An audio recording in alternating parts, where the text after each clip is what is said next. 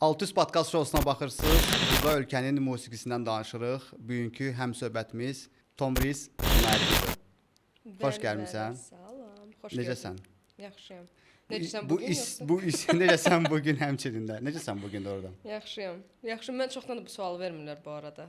Doğrudan. Mahnı çıxandan bir 2 il ard-arda hamı bu sualı verdi. Necəsən bugün? Axır vaxtlar darıxmışam. Trenddə idin də ona görə. Elədir. O trenddə olanda necə bir hisslərdir? Belə deyim də, mənim üçün heç bir şey yox idi. Yəni heç vaxt trend dalınca qaçan olmamışam deyə belə sən deyən fərqi yox idi. Amma bir dənə belə cool hissəsi var idi onun trenddə olmağının. YouTube-da 1 il artıqlaması ilə top 100-lükdən çıxmadı mahnım. O belə biraz şey Top 100 ölkə trendində musiqidə. Ölkə trendində, hə, top 100-lükdən 1 il hətta artıqlaması ilə çıxmadı. Amma trendin mənə verdiyi heç bir şey yox idi. Yəni ki, belə bir hiss versin ki, sən trenddəsən. Yəni trenddə oldum, nə oldu, olmadım, nə oldu? Çünki nəzərə alsaq ki, qaçdığım şey keyfiyyətli musiqidir və onu bilirəm. YouTube-un top trend şeyinə baxsaq, siyahısına baxsaq, orada belə sən deyək ki, orada çox bayaq musiqilər var. Hə, yox, azdır deyə mən şey eləmirdi, yəni ya ordayam, ya orada deyiləm. Əsas odur keyfiyyətli musiqi. Necə sən bugün musiqisindən danışdıq, Vüqar yazıb. Düzü şəxsən tanımasam da, amma işlərinə baxmışam, çox möhtəşəm işləri var. Yəni o musiqini fərqli hiss eləyir. Məncə çox uyğundur sənə yazdığı musiqilərdə. Vüqarla 3-cü mahnımız oldu. Bu yaxınlarda çıxan Gəl bir şəkil çəkdirək. Vüqarla 3-cü layihəmizdir. İndi Vüqar məni bloka atmasa, məni kontakt siyahısından silməsə, 4-cü mahnıda gələcək. İndi inşallah planımızda var. Aydındır. Ki ard-arda eləyək. Necə sən bugün onlayn olanda gözləyirdiniz ki, belə partlayacaq? Partlayacağını mən gözləmirdim. Amma bunu bundan öncəki də bir şeydə demişdim, bir verilişdə demişdim ki, necə sən bu günün demosunu ilk dəfə düzdür, eyni şey oralarda mahnımla da oldu. Amma necə sən bu günü ilk dəfə dinləyəndə demosunu mən qəti şəkildə duyğusal olmayan mən ağlamışdım. Hətta. Hə. Və onda dedim ki, bu mahnı necə də hisslərə toxunur. Nəticə etibarilə elə də oldu. Çünki indi necə sən bu günün şərhlərində yazılanları oxuduqca, bax odur. Trend yox. Şərhlərində yazılanları oxuduqca və sən başa düşəndə ki, sənin musiqin, sənin səsin və Vüqarın yazdığı o bəstə insanların o cür hisslərinə toxunubdu. Əskərlikdən tutmuş, ayrılan kim, ailə üzvünü, yaxınını itirən kim və s. Və bax o nəticədir mənim üçün. Eyni şəkildə də məsələn oralardanı buraxdıq. O da Vüqar Babayeva aiddir. Oralardanı mən ümumiyyətlə ilk dəfə eşidəndə indi nəticə etibarilə başa düşəcəyik ki, elə ağlayanam.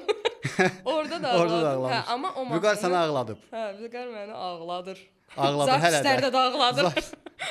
Sən bilirəm ki, musiqilərdə çox belə şpiçillisən, ruslar demişkən. Yəni hər musiqini oxumursan, çünki sənə bir layihəmiz də olmuşdu, Uçurumlar musiqisində. Cool mahnılarımdan biri. Doğrudan bəyənirdin o mahnını. Amma bilirəm ki, biz onun üzərində çox işləmişdik.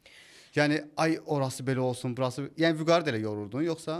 Yox, bax necə idi. Bu arada Uçurumlar mənim o ilk necə deyirlər, göz bəbəklərimdən biri idi. Və Uçurumlar mənim üçün hələ də ən məhz cool sözünü belə tam-tamına daşıyan bir mahnılarımdan biridir. Uçurumlarda mənim üçün bu günə qədər studiya zapisi ən asan olan mahnı Uçurumlar idi. Yadımdadır o zapisimiz. Çünki bilmirəm, yəqin ki, Uçurumlar kimi mahnılar olmalıdır ki, mən əziyyət çəkməyim. Çünki nəticə etibarilə necəsən bugün də əziyyət çəkmişdim zapisdə. Daha doğrusu məndən çox yazan və Vüqar uşaqlar əziyyət çəkmişdilər ki, düz oxumursan, eyni şəkildə də Vüqarla olan. Bir də Vüqarın biraz şeyi var. Amma nəticədən razısan yekun olaraq. Hə, biraz belə perfeksionizm şeyi var. Mən biraz tam kontrol Vüqarın üzərində idi də. Yəni burada belə elə, burada belə oxu. Səs rejissoru ilə bir yerdə. Hə. Tam olaraq onun üzərində idi. Почти что, hə, demək olar. Bizdə Uçurumlarda isə Mete idi. Yadımdadır. Hə, amma Uçurumlar ikinci dəfədən hazır olan səsi, yəni ikinci dəfədən full oxudum və o çox tez bitirmişdi. Yadımdadır. Heç 1 saat keçmədi mən bilirəm. Amma çox qəşəngdir. Çox qəşəng var. Amma mən bilirəm ki, mən onun bitini Mən hazırlayanda, atası. amma mən yadıma gəlir ki, onun bitini hazırlayanda çox əziyyət çəkirdim. Mete ilə əlaqədə idi. Yazırdım, demonu göndərirdim. Deyir, burasında bunu dəyiş. Hə. O Mete də bax elədi. Bəlkə də elədi. sənin imini ora yönəldən Mete idi, ona görə. Elədi 100%. O sint heç yadımdan çıxmaz, oradakı sint ki gedir. Onu bəlkə də 10 dəfə dəyişmişəm, fərqli səslərlə. Axırda bunu yazdım, sonda yekunda olan səsi göndərdim Amma Mete. çox Dedim Mete, qəşəngdir. bundan sonra mənə işlədimə. Bu sondur. Səndən bir dənə də gözləyirəm də onda uçurumlar. İnşallah kimi görək nə olsun. olacaq. Yaxşı olacaq. Deməli alt üst proyektindən sən qısa məlumat verim. Birazdan mən sənə ölkə musiqisindən 10 dənə mahnı göstərəcəm. Onları alt və ya üst olduğunu bildirəcəksən. Yəni 10 ballıq şkaladır. Üst 5 baldan yuxarıdır, alt 5 baldan aşağıdır. Amma 5 nə səmimi sayılır? 5 ortadır. Yəni orta. Hamını 5. Hamı 5 Hamını yola beşə verir. Ham bloka atır hamısı. Amma səmimi olmağı çox istəyəcəm. Okeydir, mən maksimal dərəcədə. Sən bilirəm ki, davadan, qırğından, qalmaqaldan çox uzaqsan. Ona görə səni çox da belə o iynəli suallar vermək istəmirəm ki. yox. Sən telefonu gərək ümumiyyətlə istifadə eləməyəsən. Dayanmayacağam. 100% bloka düşəcəm hamı tərəfdən. Ona görə başlamamaq daha yaxşıdır. Okay.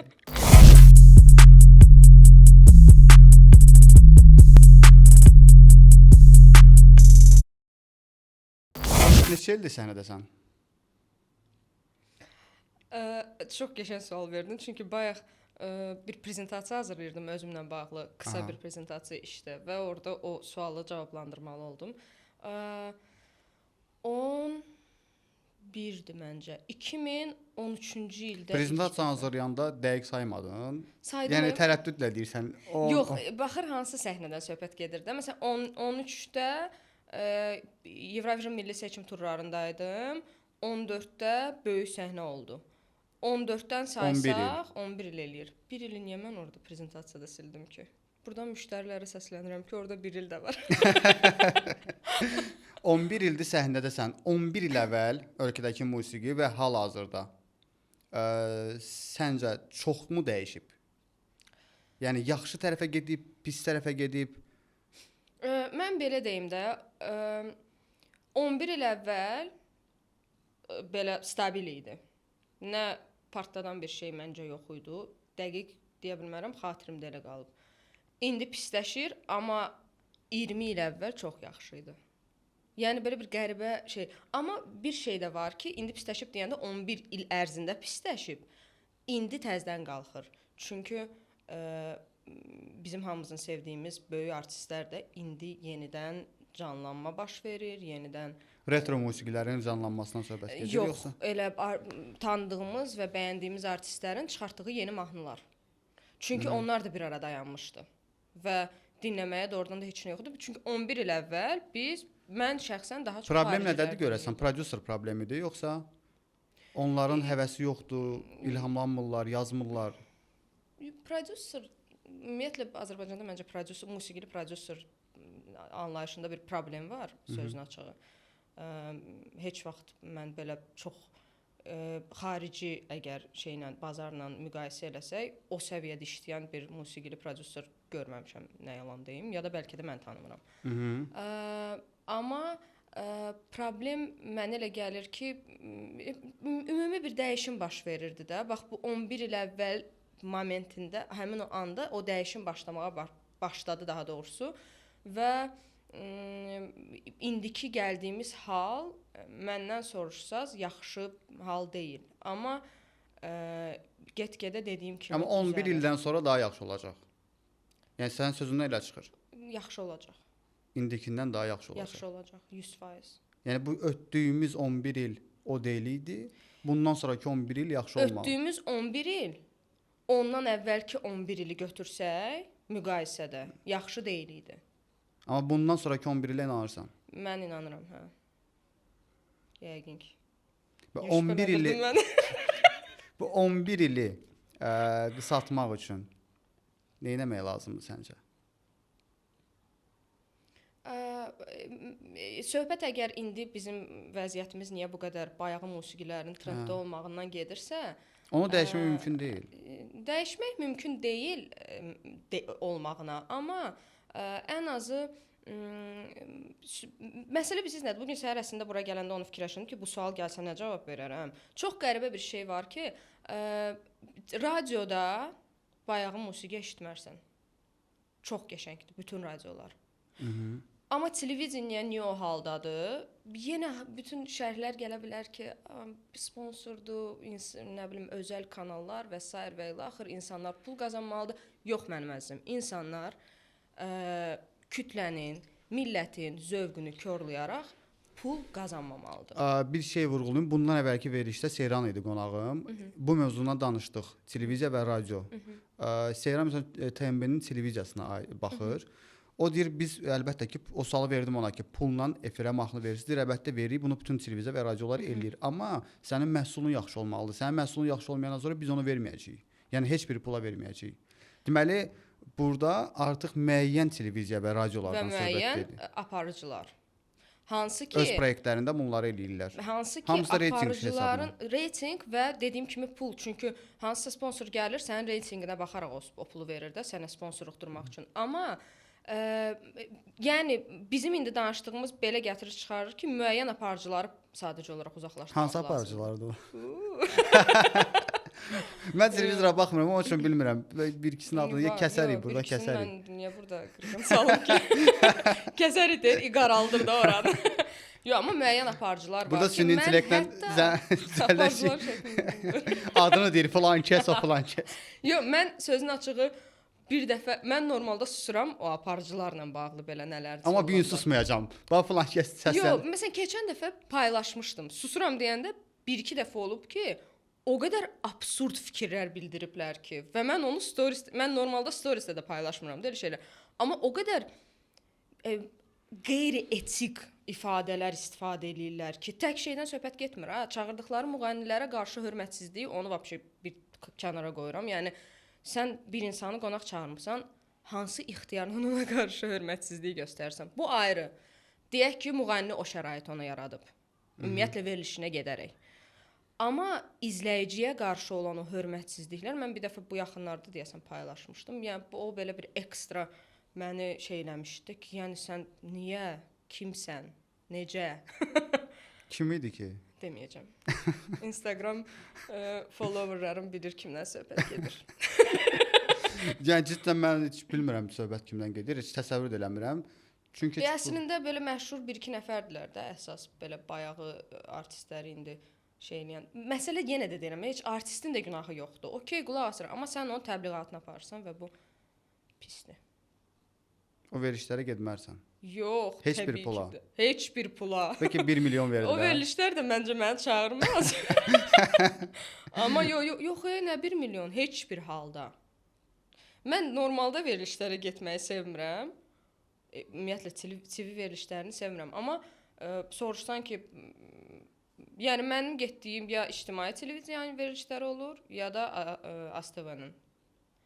Başqa o biri kanallarda da çox ekstra yaxşı veriliş olmalıdır ki, verilişi olanlar da, yəni o prodüserlər də bilir ki, mən getmirəm və çox bir halda çağırmırlar. Bir də ki, kimləri çağırırlar, belə biraz çıxıb davadalaş yarada biləcək adamlar çağırırlar. Məndən çıxıram. Reyting yarada biləcək insanlar. Salam, mən Tomris.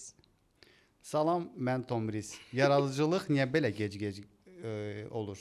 Ümumiyyətlə, mahnılar gec-gec gəlir. Səbəb nədir? Bugün bir dənə followerim Instagramda yazıbdı ki, Tomskam yeni mahnı nə vaxt çıxır? Allah elə bil başına qaynar su tökdülər ki, mən bunu təzə çıxartmışam. Necə yəni? Çünki Asiman. Amma ümumiyyətlə səndə pauzalar olur. Yəni bir ara çox uzun idi. Olur çünki özün öz mahnılarını, öz layihələrini maliyyələşdirəndə, ümid edirəm düz dedim bu sözü. Yəni özün öz kobud desək sponsorun olanda çətin olur. Sponsor axtarırıq. Yox. Yox. Amma bax, indi mən mövzunu nə üçün açdım? Bayaqda prodüserlərdən danışırdıq. Sən xarici bazarı müqayisə elədin. Xarici bazarda bu biznes, show biznes fərqli çalışır. Bizdə o sistem çalışmır. Ona görə də bizdə heç kim prodüser tərəfini ciddiyə almır. Yəqin ki, bilirsən necə çalışır. Xaricdə götürək məsəl üçün Amerikanı. Orada prodüser nədən qazanır? Məsəl üçün bizdəki kimi mahnını hazırladı, satdı və salam deyil. Yox, təbii ki, axıra qədər də o mahnının çörəyini yeyir. Bəli. Bizdə o sistem tətbiq olunsa, səncə necə olar? Mənlə tətbiq olunsa, yoxsa ümumiyyətlə? Səndən tətbiq olunsa məsələn. Bunda çox normaldır yəni. Onsuz da hamı menecerlə işləyir və o menecer artistin qazandığı puldan həmişə müəyyən bir faiz götürür. Amma bu ölənə qədər deyil. Menecerlə işlədiyin vaxt ərzində. İşlədiyin vaxt. Amma prodüser ölənə qədər, hətta onun övladları yeyəcək. Prodüser ölənə qədər o halda ki, sən o kontraktı oxuyub imza atana qədər. İmza atmırsansa o yəni orada aydın məsələdə orada standart faiz göstəriciləri var. Yəni bilməyənlər üçün nəzərinizə çatdırım söhbət nədən gedir? Deməli bir prodüser mahnı hazırlayır, onu müğənniyə təqdim eləyir. Bu məsəl üçün Azərbaycanda bu mahnının dəyəri 2000 manatdırsa, təxmini deyirəm də, yuxarı da ola bilər, aşağı da ola bilər. Və sən bu 2000-i Azərbaycanda verirsən, vəssalam, bu mahnı olur sənin. Başqa heç kim bu ilə deyil bu arada. Bu əvvəl elə idi. Yox, indi də elədir. Necə Ghost deyil? production deyirlər ona. Yəni necə deyil? Mən normal həyatımda prodüser işlədiyimə görə və biz daimi reklamlar çəkdiyimizə görə və reklamlar prodüser olaraq da layihələrin mənim olduğuna görə sıfırdan təhvil verənə kimi, qədər. Əvvəl hətta həmin o reklamın bəstəkarları bu barədə məsələn müəyyən bir məbləğ deyirdi, bəstəni yazırdı, getdi reklam. İndi limit qoyulur. Məsələn, mən bu qiymətə icazəni, müəllif hüquqlarını verirəm 2 illik. Ondan artıq istifadə etmək istəyirsənsə, müəyyən bir məbləğ ödəməlisən. Sən indi xaricilər barədə Bəs rəqəmsala, üzr istəyirəm, rəqəmsala yayımlananda kimin adından gedir o?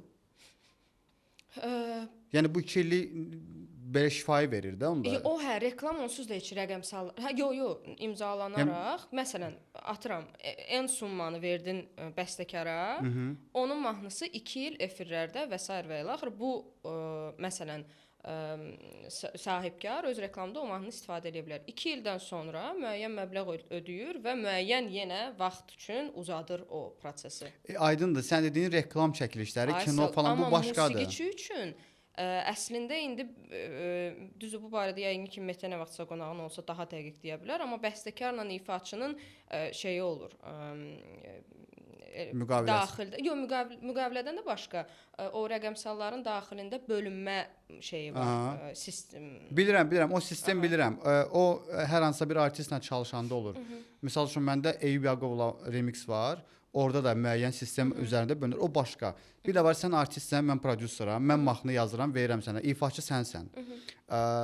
Və sən bunu məndən pul qarşılığında alırsan müəyyən bir rəqəmdən. Aldın və sən bu mahnı olur sənin. Yəni bizdə sistem belə işləyir. Bir də var ki, artist səni bunu mahnını 2000-ə satmır, satır bunu sənə 500 manata misal üçün və orada mahnılara streamingdən gələn gəlirin məsəl üçün 50% onundur, 50% sənindir. Yəni bu sistem bizə tətbiq olunsa, düşünürəm ki, ölkədə prodüserlərin sayı da artar və daha həvəsli olarlar. Yox, 100%. Yəni mən qətiyyən elə şeylərə qarşı deyiləm. Mənim fikrimcə kontrakt üzərindən və bu cür səliqəli sistem işləsə belə, oradan az qazanılsa belə, yenə də o yəni çox yaxşı bir şeydir də ki, hərə öz haqqını, hərə öz yəni öz haqqı olan gəlirini əldə edə bilsin. Bu sistem məncə çox əla sistemdir. Bu sistem bizdə işləsə, amma işləməyəcək. Uzun müddət hələ işləməyəcək. Bunu hamımız çox yaxşı başa düşürük. Niyə? Çünki mən fikirləşirəm ki, bu yaxşı bir şeydir. Hər öz haqqını, hər öz gəlirini. Amma bax, sən artistsən, məsələn, sən mahnıya gedib 2000 verə bilmirsən, məsəl üçün, orta statistik bir artist götürürsən, 2000 vermək onun üçün büdcə baxımından elə də əli gəlmir. Amma bir var ki 300-500 manat verəsən və mahnı bilmirsən partlayacaq, partlamayacaq, gəlir götürəcəksən. Bu sənin həm riskləri qarşısını alır. Gəlir də gəldi, gəlsin də. Yəni bu insan yaradıb bu musiqini, o da qazansın. Yenə qayıdıram bayaqki mövzuya. Sən indi 2000 verdiyin halda belə o musiqi tam olaraq sənin olmur. ifaçının olmur. Amma Ghost Production-da olur da. Baxır, Yəni bizdə hansı hal-hazır kontrakt imzalayırsan. hə, yəni bizdə çox 90% hallarda elədir. Yəni 10% ola bilər ki, o yeni artistlərdir. Onlar da bu sən dediyin sistemə razıdırlar deyə onu eləyirlər. Amma xalq artistləri falan mən bilirəm ki, onlar ona heç vaxt razı olmurlar. Deyirlər ki, mənimdir. Başqa heç kim. Deyirlər, amma orada da var da elə bir mahnılar ki, bir neçə xalq artisti ifa eləyibdi. Niyə? Çünki hüquqları bəstəkardadır. Var elə mövzular. Çoxdur. Çoxdur. Mənim elə bu günlərdə başıma gəlib. Hər hansısa bir xalq artistinin mahnısı remix eləmişəm. İcazəsi almaq üçün zəng eləmişəm ona. Deyirəm ki, sizin mahnınızı remix eləmişəm. Yayım üçün icazə verin zəhmət olmasa. Deyir ki, icazə vermirəm. Bəstəkara deyirəm. Bəstəkar deyir ki, mənlikdir. Aha. Sənədləri deyir məndədir. Mən sənə icazə verəm. Heç ona deməyə ehtiyac yoxdur. Elədir. Yəni burada sən qalırsan ortada. Ortada qalmırsan. Hüquqlar əgər bəstəkardadırsa, ortada deyilsən. Sadəcə olaraq bir dənə müğənni tərəfindən mənfi şey alırsan. Mənfi rəy alırsan. Hə. Amma belə ortada qalmırsan. Yəni bu problemi yaradan bu arada köhnə ifaçılardır. Xalq artistləri, əməkdar Mən artistlər. deməzdim ki, tək köhnələrdir. Məncə yenilərdə də var o. Bir də bir şey var da, məsələn, mən bu günə qədər gedib hardasa ifa eləyib, necəsən bu gündən pul qazanmamışam. Çünki hamı başa düşür ki, bu toyluq deyil, tədbirlik deyil. Yəni ağlamalı mahnıdır, kobud desək. Amma necəsən bu günü restoranlarda oxuyub pul qazanan uşaqlar var. Belə çıxır ki, mən gedib hamısını şey eləməliyəm ki, ay bala, sən niyə mənim mahnımı oxuyursan, pul qazanırsan? Əslində qanuni tərəfdən eləyə bilərsən. Hə, amma niyə? Kommersiyadır, eləyə bilərsən. Eləmirsən, o da niyə eləmirsən ki, mahnı yaşasın deyə eləmirsən, çox güman ki. Ümumiyyətlə, yəni mənim elə onu götürüb mix eləyib mənə xəbər vermədən paylaşılsa, orada bəlkə bir şey deyərəm. Necə ki, bu günə qədər dəfələrlə həmin elə uçurumların özünü də seriallarda istifadə ediblər və bunun barədə mənə əziyyət çəkib mesaj belə yazmayıblar və ya mənim menecerima. Bax, bu problemdir. Çünki mən demirəm ki, mən sənə icazə verməyəcəm istifadə etməyə, amma sənin bunu yazıb mənə məlumat verməyin borcundur deyə düşünürəm. Bu arada o sualı verəcəydim sənə. O özüm təsadüfən eşitdim. Televizorda evdə mahnı gedir. Təzə çıxmışdı onda bizim mahnı. Tom Willis halaldır. Mən elə bildim sən icazə vermirsən. Hansısa serialda gedirdi. Soundtrack kimi istifadə edirdilər məncə, səhv eləmirəmsə elə bir şey idi. Və mən onu, yəni hamı ilə bir yerdə serialda gördüm və bu məsələn, bu problem getmədim. Yenə də getmədim onların üstünə. Amma yəni çünki o serialı çəkənlər, o serialın prodüseri və s. və ilaxır düşünürlər ki, onlar bizə necəsə dəstək dururlar. Okey, yenə də problem deyil, dəstək durun. Amma bu barədə məlumat verilməlidir 100%. Yəni mən hələ mən o sıradan artistəm ki, çox əziyyət çəkərək, çox pullar xərcləyərək o mahnıları ərsəyə gətirəm və bu pulu, yəni mən bu günə qədər bir çox şey eləyə bilərdim. Hər dəfə də bunun sporu gedir evdə və s. ki, ay bala, sən niyə özün üçün eləmirsən? Deyirəm, niyə eləmirəm ki? Deyir, gir Apple Music-a bax, gör nə boyda sərvət eləmişəm. Ölüb gedəcəm, mahnılarım qalacaq. Yəni bizim halımızda o lap şey gəlir adama ki, necə yəni mən o boyda iş görmüşəm, bir dənə mesaj belə yazmamısan ki, istifadə eləyim yoxsa yox. Yenə də deyirəm, mən yox deməzdim. Amma ən azı denən. Demişəm bir dəfə də yox, deməyəcəm kimi, amma yox. Qınayırıq, elə adamları qınayırıq. Bəli, qınayırıq. Keçirik altı rubrikasına. Keçdik.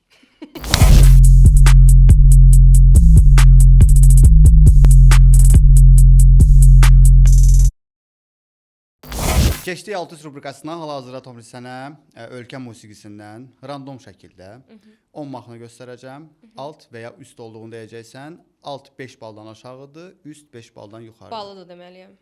Deyirsən bu mahnı üstdür, üstdürsə 5-dən neçə baldır, altdırsa hansı baldır. Axırda müəyyən bir cədvəl olacaq və həftənin qalibi görək hansı musiqi olacaq. Hazırsansa başlayaq. Amma adlarını deməyəcəm. Elə özün qulaq as. Yəqin ki, başa düşəcəksən kimdir oxuyan. Bircə gülüm səmən məni devirər. Bir dəfə dedim səni sevirəm. İndisə qaydıram əsl evimə. Saçın ışıq saçar əlüm şələlə.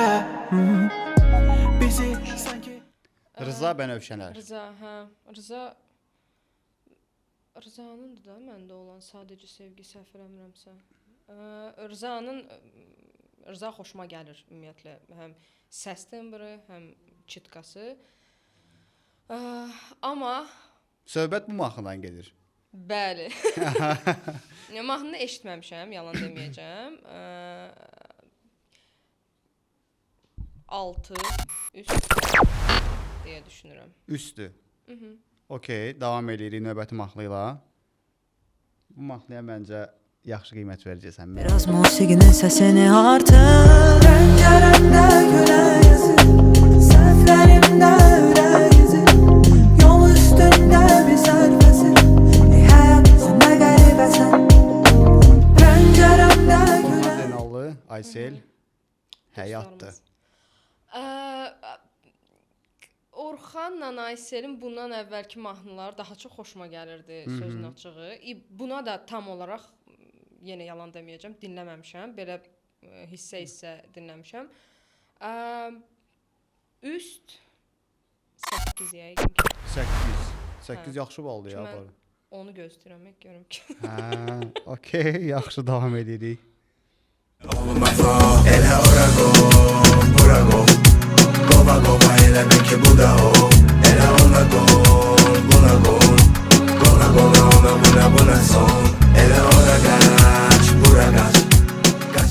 Elşad Xosayev Manifest. Wow.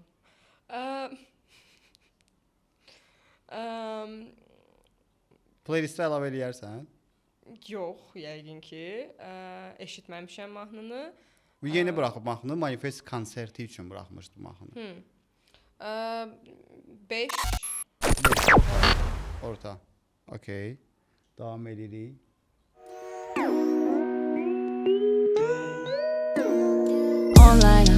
Online'am Sənə görə gecə gündüz online'am İzləyirəm Twitter'ı, Insta'da, Facebook'u Ağlama almısan son aylar Səmra online. Səmra çox xoşuma gəlir. Səmra çox Obrazı yoxsa yaradıcılığı? obrazı, yaradıcılığı da hamısını deməsəm də, amma ümumiyyətlə xoşuma gəlir. Bu mahnı üst, dəqiq, yəqin ki 8 budur. 8. Okey. Hələ ki 6 yoxdur deyəsən. 6 yox. Yaxşı davam edirik. 6 olmaq üçün o trenddəki mahnılar olmalıdır yəqin ki. Valla sıradakı mahnı Və bilmirəm. qoşur da trenddəki. Bilmirəm, bəlkə də o sırada var o. Random şəkildə dediyim kimi seçmişəm mahnıları. Davam edirik. bu qədər çox, hədsiz çox. O bilmədi həsrətimi, hüzünləri qəlbimə vurdu yara. O bilmədi hisslərimi, canımın içi əzizim yar. Elçin Cəfərov o bilmədi. Bu mahnının vibe'ı biraz Şironun köhnə mahnılarının vibe'ını verir. Eşitmirsən mahnını? Hissə. Aha. TikTok istifadəçisiyəm.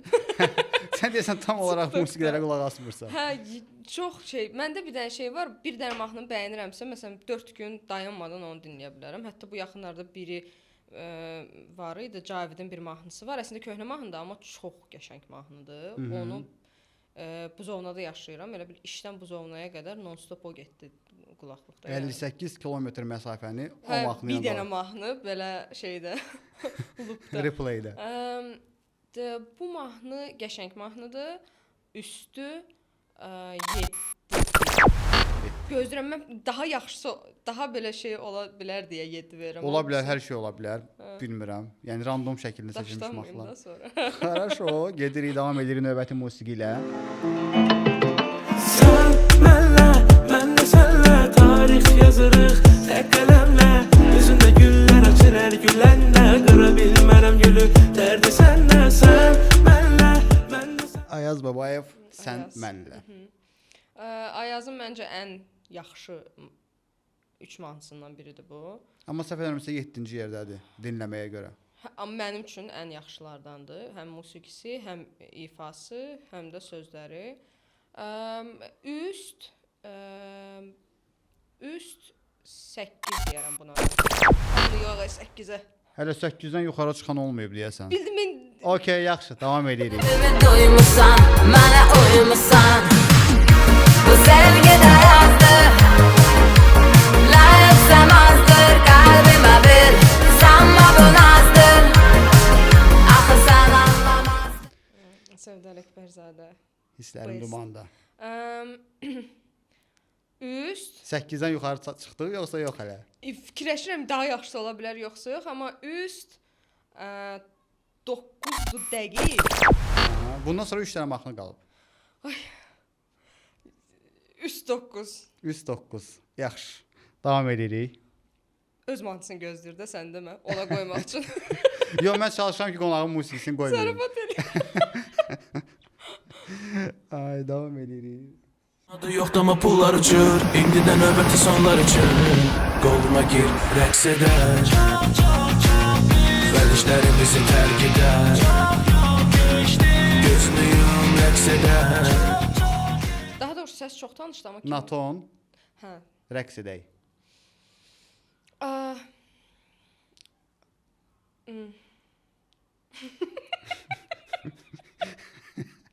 Sən bu girişin bizə nədir? Bilmirəm nə deyim ki, daşqalaq olmayım. Orta 5.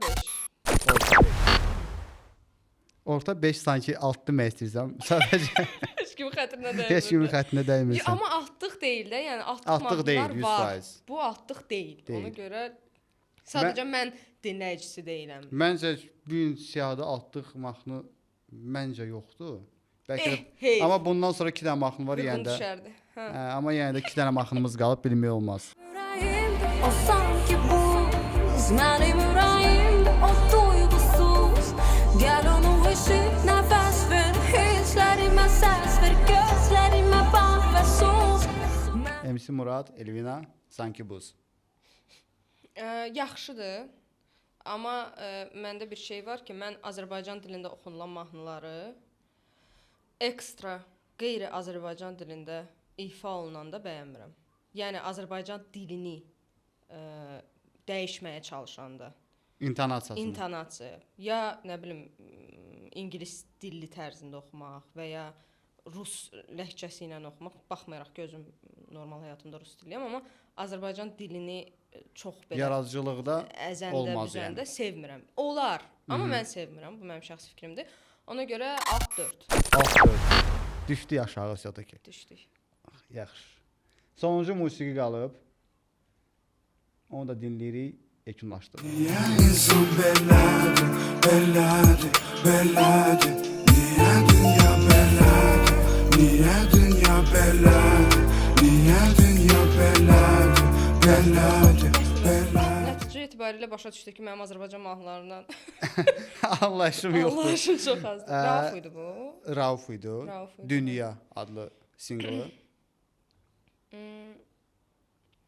Sözün düzü mən də playlistdə olan mahnıların 3-4-ünü hazırlayanda dinləmişəm.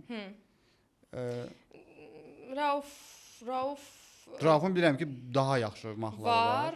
Hə, bu da zövqümə uyğun deyil. Alt 4. 6-4. Okey, maraqlı idi. Əslində Elvina sanki bu MC Muradın olan mahnısını 4 gözləmirdim. Məhz şeydən İntonasiyaya görə. İntonasiya, hə. Çünki bir müddət o mahnı çıxanda uzun müddət hit toplaydı. idi. Hə, elə onsuz da elədir. Mahnının özü pis deyil, amma dediyim kimi mən özümdə o şey, bir də bu o şeydən irəli gələ bilər ki, mən özüm reklam səsləndirirəm və məcbur Azərbaycan dilini normal bir səviyyəyə gətirib çıxartmışam özüm üçün. Bir dənə yazılışda səhvlərim ola bilər. O da ki, dediyim kimi Qrammatik səhvlər. Hə, rus sektoru olduğuma görə hansısa bir mesaj yazanda şey ola bilər. Amma məhz ifada mənim üçün sözlər mütləq şəkildə aydın olmalıdır mahnıda. Yəni dinləyici əziyyət çəkməməlidir. Və dediyim kimi sözlər çox əzilib büzülməməlidir. O mənim elə bir şeyim, allergiyam başlayır onda mahnını dinləyə bilmirəm. Okay. Ona görə belə. Sərdar Əkbərzadə oldu hə birinci. Birinci, hə, səhv 9-1. Burada sıralama ekranlarınızda görürsüz burada. Birinci yerdə Sərdar Əkbərzadə oldu. İstərim Dumanda adlı musiqisi ilə bu həftənin qalibi. Yavaş-yavaş sona yaxınlaşırıq. Son bir istəyim olacaq səndən. Bu kamera deyəcəksən 11 il əvvəldir səhnə, 11 ildir səhnədəsən artıq. 11 il əvvələ qayıtsaydın, yəni 11 il əvvəlki Tom Riz sənə kamera arxasında baxsaydı, ona hansı məsləhəti verərdin? Qısa 20 saniyə, 15 saniyə kameraya zəhmət olmasa. Üzünə gülən hamıya etibar eləmə. Əsas da bu sferada, yəni musiqi sferasında və hamı ilə dostluq eləməyə çalışma, hər şeyi özün üçün eləməyə çalış. Əla. Tomiz, çox sağ ol gəldiyinə görə. Çox xoş oldu. Minnətdaram. İnşallah növbəti buraxılışlarda görüşərik. Alt üstə baxırsınız. Bay bay.